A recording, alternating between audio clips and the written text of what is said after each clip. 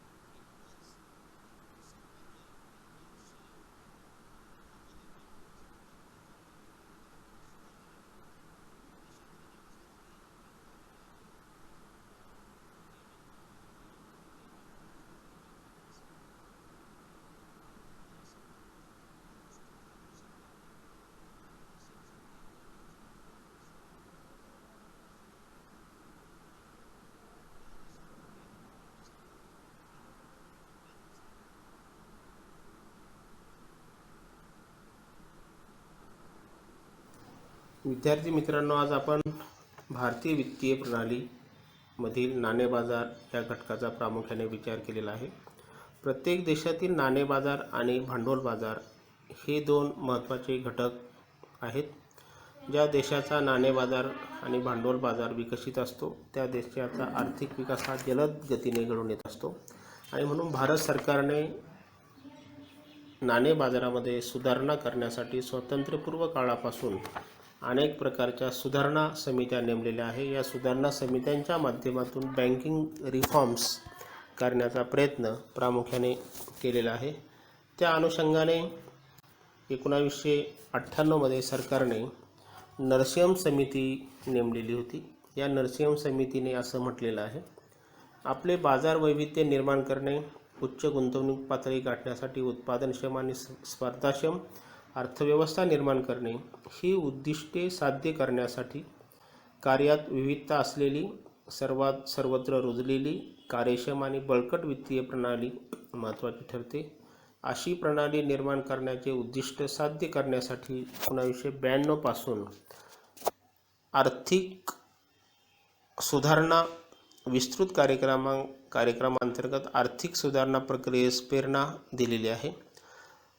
एकूणच सरकारने 1990-91 पासून जागतिकीकरणाची प्रक्रिया सुरू झाल्यानंतर देशामध्ये ज्या खाजगी बँका आलेल्या आहे, ज्या परकीय बँका आलेल्या आहे, या परकीय बँका आणि खाजगी बँकांच्या स्पर्धेमध्ये भारतीय बँकिंग क्षेत्र हे मजबूत असावं या दृष्टिकोनातून सरकारने नरसिंहम समिती यांच्या अध्यक्षतेखाली हा सुधारणा अहवाल स्वीकारलेला होता आणि या देशातली बँकिंग व्यवस्था बळकट करण्याचा प्रयत्न सरकारने प्रामुख्याने केलेला आहे.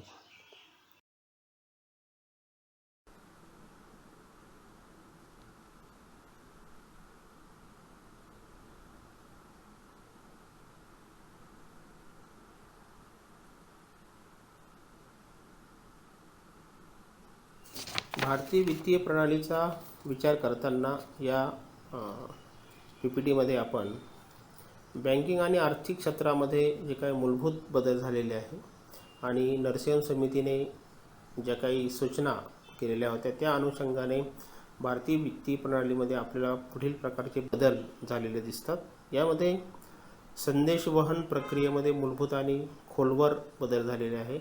दळणवळण यंत्रणेमध्ये मोठ्या प्रमाणात बदल झालेले आहे।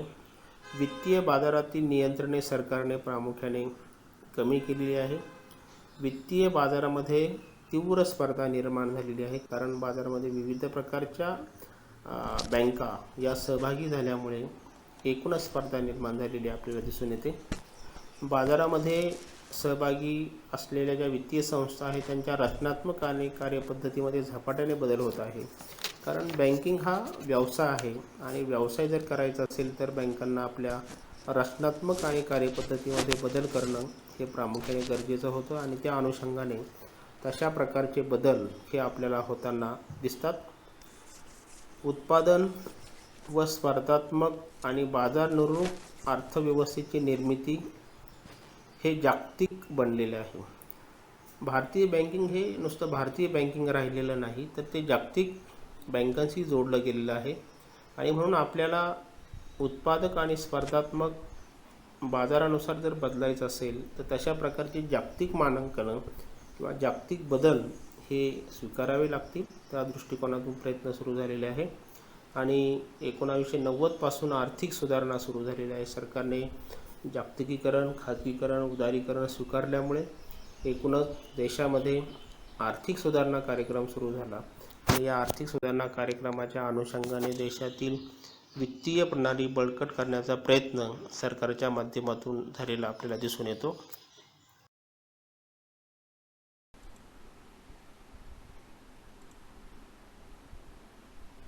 आता वित्तीय प्रणालीचा विचार करताना वित्तीय प्रणालीमध्ये प्रामुख्याने विविध प्रकारच्या वित्तीय संस्था महत्त्वाची भूमिका बजावत असतात।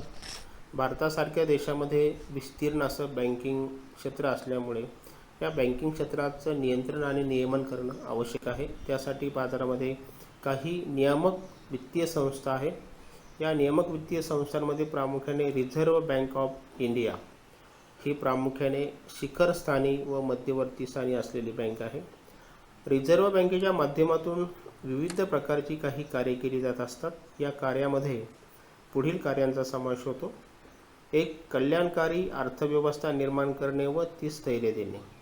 भारताने रशियाच्या धर्तीवर कल्याणकारी राज्याची संकल्पना स्वीकारलेली आहे, म्हणून भारतीय बँकांनी सुद्धा समाजाच्या विविध घटकांना शेती, उद्योग, व्यापार, वाहतूक, समाजसेवा इत्यादींना अर्थसहाय्य करून या देशाचा आणि अर्थव्यवस्थेचा अधिकाधिक विकास घडवून आणणं यासाठी रिझर्व्ह बँक कार्य करते। आर्थिक सहरचना आधार देणं, की देशामध्ये आर्थिक सहरचना निर्माण झाली पाहिजे आणि वेगवेगळ्या घटकांना त्याचा आधार देणं आवश्यक आहे। बँकांच्या कार्यपद्धतीमध्ये सुधारणा घडवून आणणं, भारतीय बँकिंग क्षेत्रामध्ये अनेक प्रकारच्या सुधारणा अपेक्षित आहे, परंतु बँकांची कार्य करण्याची जी पद्धत आहे, वेळ काढूपणा, दप्तर दिरंगाई यामध्ये सुधारणा होणं आवश्यक आहे। रिझर्व्ह बँकेच्या माध्यमातून देशातील सर्व बँक प्रणालीमध्ये सुसूत्रता आणण्याचा, कार्यपद्धतीमध्ये आमूलाग्र बदल करण्याचा प्रयत्न प्रामुख्याने केला जातो। बाजारपेठेतील अधिक सुविधा विकसित करणं, बँकिंग क्षेत्रामध्ये ग्राहकांना अनेक प्रकारच्या सुविधा उपलब्ध करून देणं हे बँकिंग क्षेत्राचं कर्तव्य आहे। यामध्ये बदलत्या तंत्रज्ञानानुसार ATM सेवा, mobile banking, SMS banking, virtual banking, phone banking इत्यादी प्रकारच्या ज्या सुविधा आहे त्या बँकांच्या माध्यमातून उपलब्ध करणं आवश्यक आहे। त्या दृष्टिकोनातून रिझर्व्ह बँक प्रयत्न करते। आणि कर्ज व्यवस्था व पैसा यांचं नियमन करणं, रिझर्व्ह बँक ही शिखर बँक असल्याने देशातील कर्जाचं नियंत्रण करण्याचं व पैशाचं नियमन करण्याचं काम प्रामुख्याने करत असते, कारण देशामध्ये किंमत स्थैर्य ठेवणं हे प्रामुख्याने रिझर्व्ह बँकेचं प्रमुख कार्य असल्याने रिझर्व्ह बँकेला ही कार्ये प्रामुख्याने करावी लागतात।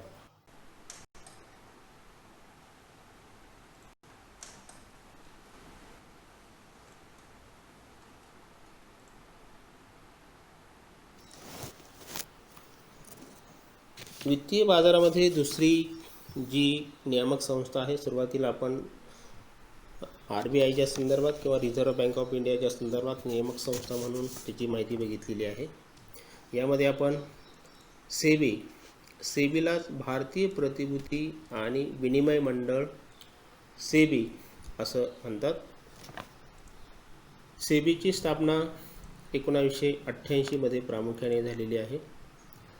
भारतीय भांडवल बाजार आणि शेअर बाजारावरती नियंत्रण ठेवण्याचं काम हे सेबीच्या माध्यमातून केलं जातं. म्हणून सेबीकडे विविध प्रकारची कार्ये आहेत. बाजारासंबंधी माहिती गोळा करणे आणि धोरणात्मक कार्यासंबंधी सरकारला सल्ला देणे. रिझर्व्ह बँकेबरोबरच भांडवल बाजार आणि शेअर बाजारावर नियंत्रण ठेवणारी सेबी ही एक महत्त्वाची संस्था असल्याने बाजारातील माहिती गोळा करण्याचं आणि सरकारला धोरणात्मक सल्ला देण्याचं काम सेबी करते. त्याचबरोबर व्यापारी बँका आणि परस्पर निधी यांना बाजारामध्ये कार्य करायला परवानगी देण्याचं काम हे सेबीच्या माध्यमातून केलं जातं. सेबी कार्यासंबंधी वैधानिक मसुदा तयार करत असते. कोणत्या प्रकारची कार्य करावी हे ठरवण्याचा अधिकार सेबीला आहे आणि सरकारने सांगितलेली सर्व प्रकारची कार्य ही सेबीला करावी लागतात. तर अशा पद्धतीने सेबी ही भांडवल बाजार आणि शेअर बाजारातील एक नियामक संस्था म्हणून प्रामुख्याने कार्य करते. सेबी विविध प्रकारची कार्य करत असते. आपण ते पुढच्या स्लाईडमध्ये प्रामुख्याने बघणार आहोत.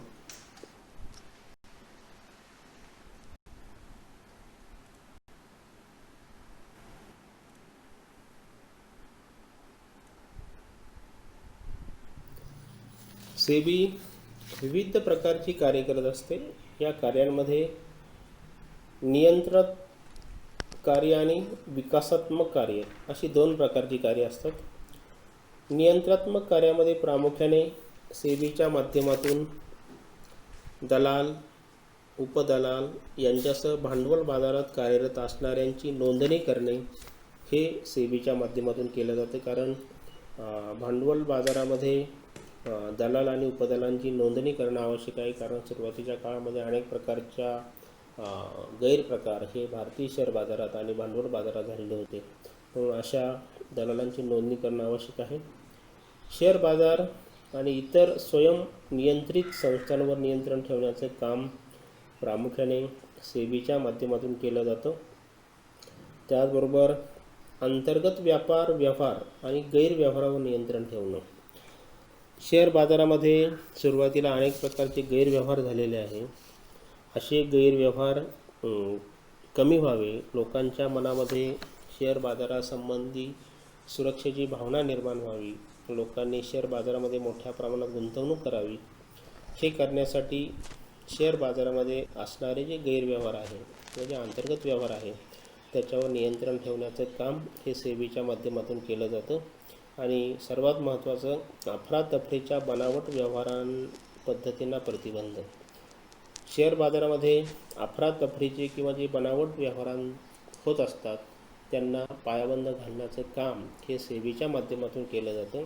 अशा पद्धतीने सेबी ही नियंत्रणात्मक स्वरूपाची कार्य करते. त्याचबरोबर इतरही कार्य प्रामुख्याने सेबी करत असते.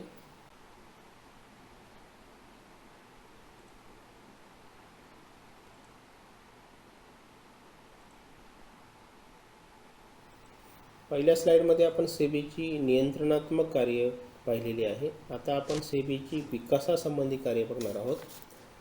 विकासासंबंधी कार्याचा विचार करताना सेबी गुंतवणूकदारांना शिक्षित करण्यासाठी कार्यक्रम आणि योजना राबवते. भारतीय शेअर बाजाराकडे बघण्याचा लोकांचा दृष्टिकोन हा अतिशय वाईट आहे. नव्हे, भारतीय शेअर बाजारामध्ये गुंतवणूक करण्यास भारतीय गुंतवणूकदार किंवा सर्वसामान्य माणूस त्या ठिकाणी तयार होत नाही. अशा गुंतवणूकदारांना शिक्षित करणे, त्यांच्यासाठी विविध कार्यक्रम राबवणे किंवा योजना राबवणे यासाठी सेबी कार्य करते. मध्यस्थांसाठी प्रशिक्षण देणं. शेअर बाजारामध्ये कार्यरत असणारे जे दलाल आहे किंवा जे मध्यस्थ आहे त्यांना प्रशिक्षण देण्याचं काम हे सेबीच्या माध्यमातून केलं जातं. सहभागी होणाऱ्यांसाठी संशोधन करणे, माहिती प्रसिद्ध करणे. सेबी ही शेअर बाजाराच्या संदर्भात कायमस्वरूपी नवीन संशोधन करण्याचा प्रयत्न करते. आणि उपलब्ध होणारी जी माहिती आहे ती लोकांपर्यंत विविध माध्यमातून पुरवण्याचं काम करत असते. त्याचबरोबर भांडवल बाजाराच्या सुदृढ विकासासाठी योजना राबवणे. देशाचा भांडवल बाजार विकसित झाल्यास देशाचा आर्थिक विकास घडवून येण्यास मदत होते. नवे भांडवल बाजाराच्या विकासावर शेअर बाजाराचा विकास हा प्रामुख्याने अवलंबून असतो. म्हणून अधिकाधिक भांडवल बाजार विकसित करण्यासाठी सेबीला विकासासंबंधीची कार्ये प्रामुख्याने पार पाडावी लागतात.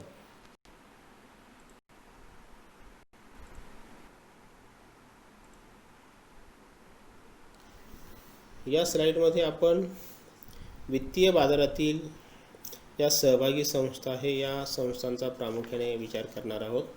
कारण ज्या देशामध्ये वित्तीय बाजारात अधिकाधिक संस्था सहभागी असतील तर त्या देशाची वित्तीय प्रणाली ही सक्षम समजली जाते. भारतीय वित्तीय प्रणालीमध्ये प्रामुख्याने पुढील संस्था या सहभागी आहे.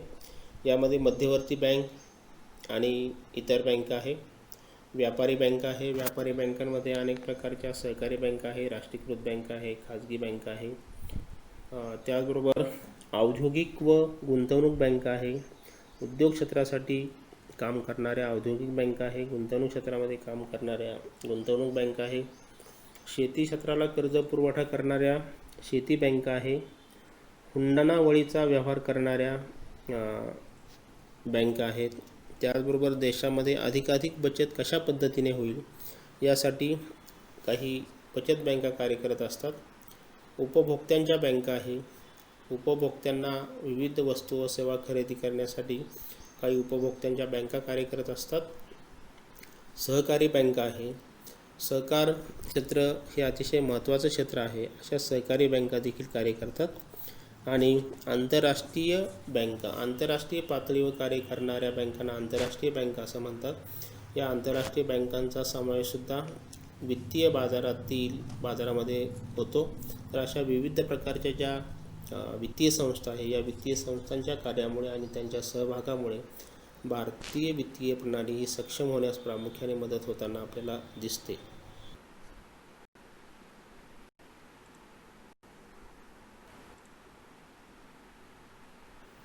विद्यार्थी मित्रांनो, आपण या प्रकरणामध्ये भारतीय वित्तीय प्रणाली, नाणे बाजार, त्यामध्ये नियामक संस्थांमध्ये रिझर्व्ह बँक, सेबीची कार्य आणि भारतीय वित्तीय बाजारामध्ये सहभागी असणाऱ्या ज्या विविध प्रकारच्या ज्या वित्तीय संस्था आहेत त्या वित्तीय संस्थांच्या संदर्भामध्ये प्रामुख्याने माहिती बघितलेली आहे.